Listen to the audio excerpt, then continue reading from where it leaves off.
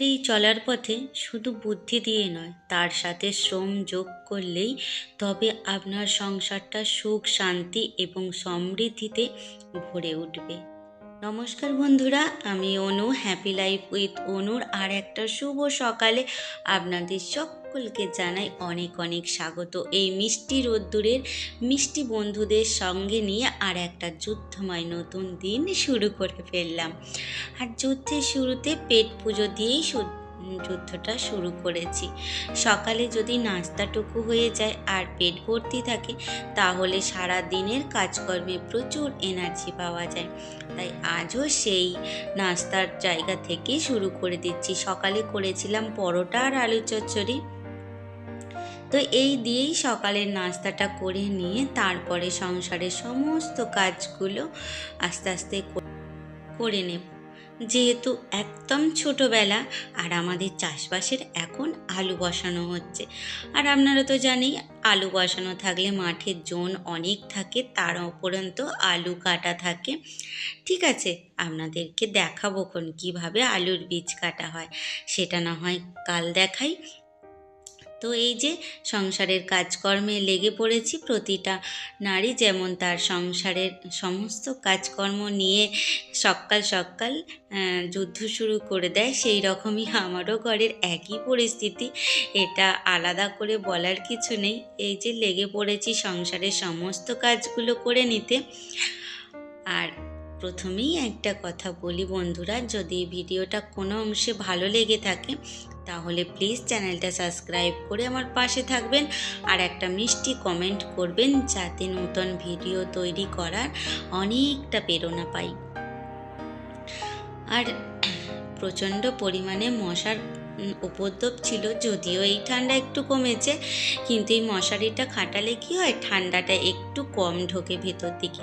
আর যেহেতু আমাদের গ্রামের দিকে বাড়ি আর ফাঁকা মাঠ, তাতে তো ঠান্ডা মানে প্রচণ্ড পরিমাণে ঠান্ডা এবার পড়েছে। তবে জমে যাবার মতো এখনও সেই পরিস্থিতিটা আসেনি। জানি না সেই রকম ঠান্ডা পড়লেই কী হবে, তবে এই ঠান্ডার মধ্যেও সংসারের প্রতিটি কাজ সময় মতো করে নিতে হবে। আর ওই যে ভিডিওর প্রথমেই বলেছিলাম, শুধু বুদ্ধি দিয়ে নয়, শ্রম যোগ করলেই তবে সংসারটা সুখ শান্তিতে ভরে উঠবে। সত্যি তাই, পরিশ্রম না করলে কোনো দিনও কোনো ফল পাওয়া যায় না। আবার বোকার মতো পরিশ্রম করলেও কিন্তু সফলতা অর্জন করা যায় না। তাই বুদ্ধি আর পরিশ্রম যদি একসঙ্গে যোগ করা যায়, তাহলে কিন্তু যে কোনো কর্মের ক্ষেত্রে সংসার জীবনে অনেক উন্নতি পাওয়া যায়। আমরা যদি সারা দিন বোকার মতো কাজ করি, কোনো পরিকল্পনা ছাড়াই, কোনো বুদ্ধি ছাড়াই, তাহলে কিন্তু সারা দিনেও কাজকর্ম করে শেষ করতে পারবো না। আর শুধু বুদ্ধি দিয়েই কি হবে, যদি না পরিশ্রম করার ক্ষমতাটুকু থাকে। তাই সমস্ত দিকটা যদি সমানভাবে থাকে, তাহলে কিন্তু সংসারে সুখ, শান্তি, সমৃদ্ধি সমস্তটুকুই বজায় থাকে। আর আপনাদের সঙ্গে কথা বলতে বলতে অনেকটা কাজ আগিয়ে নিয়েছি। সমস্ত ঘরের গুছানো হয়ে গেছে, এবার শুধু ঝাড়ু লাগিয়ে দেওয়ার পালা। আর চারিদিকে যা প্রচণ্ড পরিমাণে ধুলো, তার ওপরে এই যে আলু কাটা হচ্ছে, তার তো এক তো ধুলো রয়েইছে, যার ফলে আমার ঘর দুয়ারের কিন্তু খুবই অবস্থা খারাপ হয়ে রয়েছে এই মুহূর্তে। যাকে চাষের জিনিস এ তো করতেই হবে, আস্তে আস্তে কিন্তু সমস্ত টুকুটাই পরিষ্কার করে নেব। আর এই ব্যস্ততার জন্যই আমি দুদিন ভিডিও দিতে পারিনি, বা আমার বন্ধুদের কাছে ঠিক মতো ঠিক সময়ে পৌঁছাতে পারিনি। তো আপনারা একটু ক্ষমা সুন্দর দৃষ্টিতে দেখবেন আর নিজ গুণে অবশ্যই ক্ষমা করে দেবেন। আর এই দেখুন, আমাদের একটা শিম গাছ উঠছে, আর ছোট ছোট কত সুন্দর শিম ধরেছে।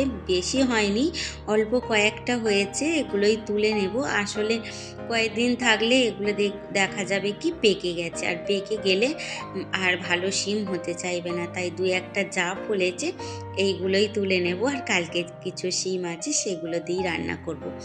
আসলে দুটো চারটে যাই হোক না কেন, গাছের বসানো জিনিস, আর এই জিনিস সত্যি খেতে আনন্দ বেশি। বাজার থেকে তো অনেক কিছুই খাওয়া হয়, কিন্তু এই যে গাছ থেকে তুলে এর খাওয়ার আনন্দটাই আলাদা। তবে এই শিম প্রচুর মিষ্টি হয় আর ফলবে অবশ্য, যদিও তখন আপনাদের সেই সময় আবার দেখাবো। আর এই যে শিম আলু দিয়ে মাছের তরকারি করে নেব, আর বিশেষ কিছু রান্না করব না, যাব একটা জায়গায়, সেটাও আপনাদের সঙ্গে অবশ্যই শেয়ার করব। আর এখানে বড়ি আর লঙ্কা ভেজে রেখেছি, যেহেতু আপনাদের দাদাভাই ভাত খাবে তার জন্যই একটু বড়ি ভাজা রেখেছি। তো সেইটা দিয়ে ভাত খেতে ভালোবাসি, সেই কারণেই। আর এখানে আমি শিম আর আলুটা কষিয়ে নিচ্ছি পেঁয়াজ দিয়ে। অতি সাধারণ রান্না, এর মধ্যে কিছু তামঝাম নেই। রান্নাটুকু করে নিয়ে কোথায় যাচ্ছি চলুন সেটা আপনাদের সঙ্গে শেয়ার করি।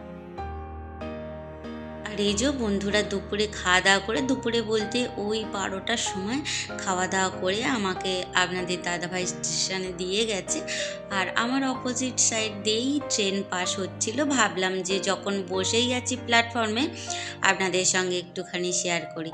তারপরে ভাবলাম যে ট্রেনে যে লোকগুলো আছে সেগুলো দেখে কি বলবে, তাই হালকা করে নিলাম। আর এই যে পরবর্তী আমারও ট্রেন চলে এসেছে, আমিও আমার গন্তব্যের দিকে পা বাড়িয়ে দিয়েছি। ট্রেনের মধ্যে দেখেছেন একদমই ফাঁকা, যেহেতু এখন দুপুরের সময় বিশেষ কিছু লোকজন নেই। তবে এটাই যদি সকালের টাইমটা হতো, স্কুল কলেজ অফিসে যাওয়ার প্রচণ্ড পরিমাণে ভিড় থাকতো, একদমই পা গলানো যেত না। ও কোথায় যাচ্ছি সেটা তো বলাই হয়নি আপনাদেরকে। জানেন তো সবাই যে আমার মাসিমণির ছেলের জানুয়ারি মাসে বিয়ে, তো ভাইয়ের বিয়ের কেনাকাটা উপলক্ষেই আমি বেরিয়ে পড়েছি। আর ওখান থেকে মামিমা আসবে, মেসোমশাই, মাসিমণি, ভাই আর আমাদের হবু বউ আসবে। সে তার শাড়ি নিজের পছন্দ মতো পছন্দ করে দেবে, এই কারণে। তো সবাই মিলে যাব কেনাকাটা করতে, আর আমি বাড়ি থেকে বেরিয়ে পড়েছি। তবে একটা কি বন্ধুরা, আমি গিয়ে বিশেষ ভিডিও করতে পারিনি, তবে নিশ্চয়ই সব কিছু আবারও দেখাবো। সারাদিন কেনাকাটা করে সন্ধ্যায় ফিরেছিলাম, তার ভিডিও কিছুই আমি ক্যাপচার করতে পারিনি, তার জন্য দুঃখিত। তাহলে আজ আসি বন্ধুরা, দেখা হবে আবার নতুন একটা দিনে। খুব ভালো থাকবেন।